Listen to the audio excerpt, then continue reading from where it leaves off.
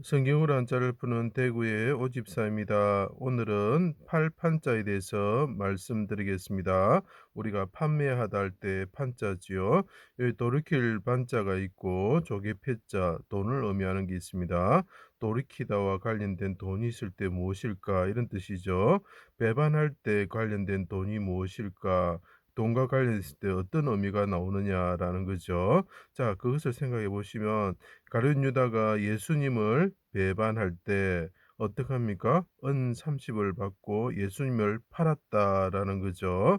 자, 요셉의 형제들이 그 요셉을 반대하고 배반할 때 이스마엘 상인들에게 은 20을 받고 팔았다라는 그런 내용을 가지고 있습니다.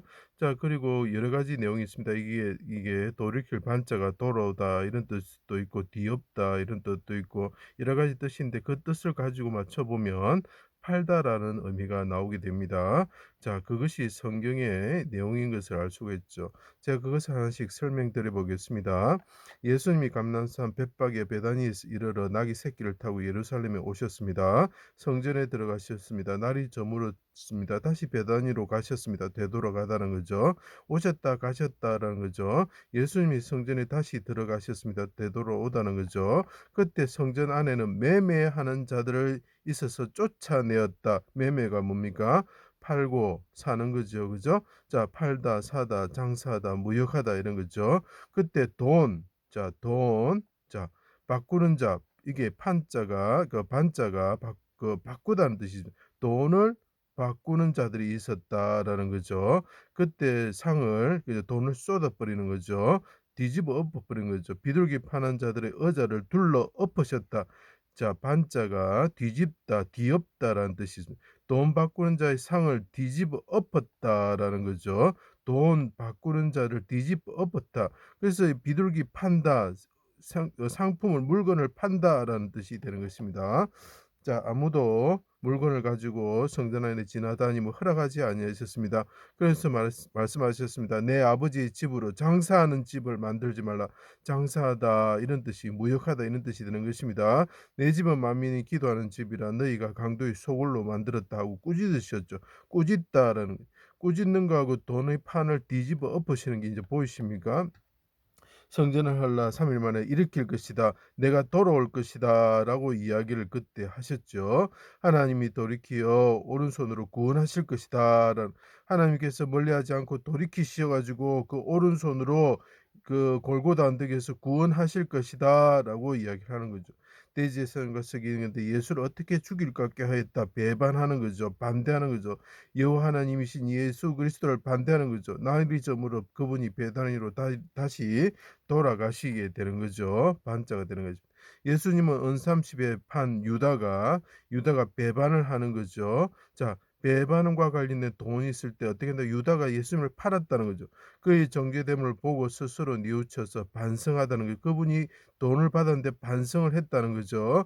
은삼십일 대제사장에 도로 갖다 주며 되돌아가서 주었다는 거죠. 내가 무죄한 피를 팔고 죄를 범하였다. 유다가 은을 성소에 던져 물러가서 물러나다는 거예요.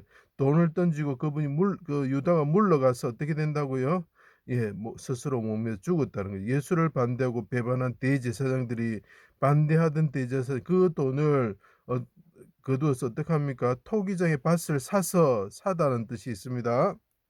자, 나그네의 묘지를 삼았습니다. 피밭 아겔 담아죠. 골고다 언덕에서 대적의 손에 대적에 반대하고 그 배반하는 자들의 손이 아니라 내 영혼을 아버지 손에 부탁합니다. 다시 크게 소리치시고 죄를 담당하시고 대신 징계를 받으셨습니다. 영혼을 속건 제물로 드렸습니다. 그래서 눈이 뽑힌다고 제가 말씀드렸죠. 하나님이 영혼을 바라보시면서 눈목자가 뭡니까? 어린 양의 눈은 일곱 영이다라고 표현을 하고 있죠. 그분이 인간으로 오셔서 쪼개지시면서 피를 흘리시면서 눈이 뽑히시면서 영혼을 속건제물로 드리게 되는 거죠. 속전을 지불하게 되는 거죠. 그래서 이 조개 패자가 돈이라는 의미로 사용하는 것입니다. 기쁘신 뜻을 손으로 그분이 성취하셨죠. 욕을 받으나 도리어 반대로 죄를 담당하시고 그분이 기도하셨습니다.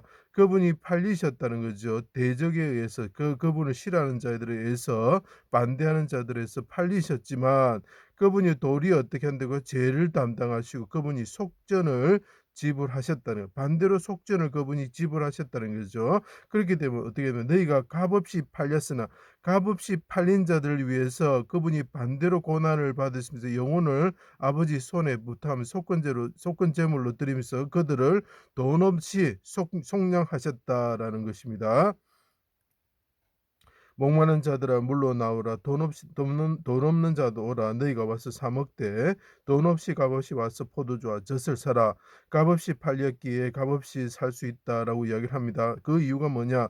자기를 반대하며 팔고 죽였으나 내가 그 반대로 생명의 속죄를 내가 지불할 것이다. 값없이 팔린 너희들이 속량할 것이고 값없이 생명수를 줄 것이고 너희들이 값없이 생명을 얻을 것이다라고 이야기를 하는 거예요. 반대하는 자들이 팔았지만 내가 너희들이 팔린 것을 내가 반대로 고난 가운데서 너희들 이것을 악을 선으로 바꿔서 반대로 내가 속전을 지불하고 너희들을 구원할 것이다. 값없이 팔린 자들을 내가 속량할 것이다. 이렇게 이야기하고 있는 거죠. 자, 이것이 똑같은 것이 요셉의 사건입니다. 요셉을 반대하는 형들이 배반하고 은 20에 이스마엘 상인에게 팔은 거죠.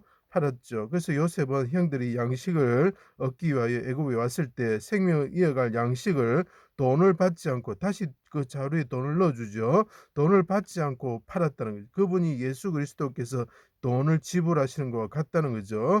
그들이 애굽의 양식을 사기 위해서 다시 왔을 때, 되돌아왔을 때 잔치를 베풀고 형들이 배반하고 반대하고 악을 행하고 은 20에 파는 악을 행하였으나 반대로 선을 그분은 행하셔서 값없이 그들에게 양식과 마실 것, 쉽게 말하면 값없이 생명을 주시는 거죠. 값없이 팔린 자를 속량하시는 거죠.